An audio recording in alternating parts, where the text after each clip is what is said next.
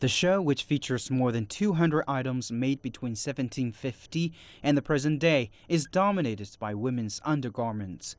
Corsets and crinolines, stockings and shifts, chemises and stays.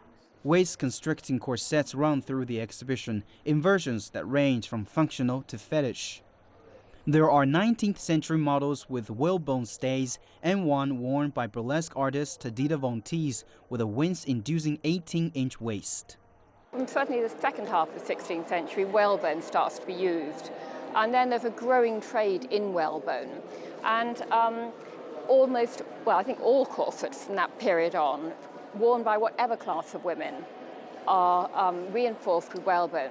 Then the problem arises that there are a finite number of whales, and also we didn't need whales quite so much for the other products they offered us, because we now had gaslighting. We didn't need whale oil, for instance.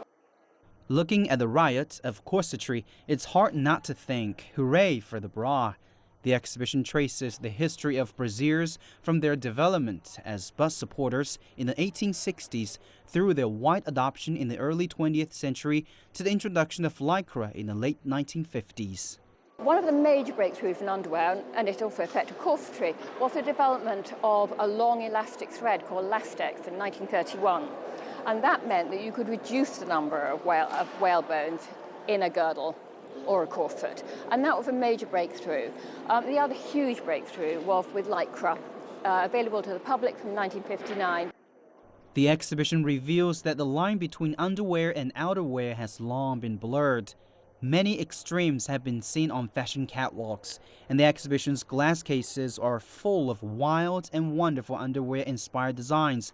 A sheer Lita Bruce slip dress famously worn by Kate Moss in the 1990s, a wispy lavender chiffon and lace gown by Elie Saab, an extravagant gold corseted gown by Alexander McQueen. Recent years have seen the line blur even further as tracksuits, onesies, and other loungewear have moved from the living room onto the streets.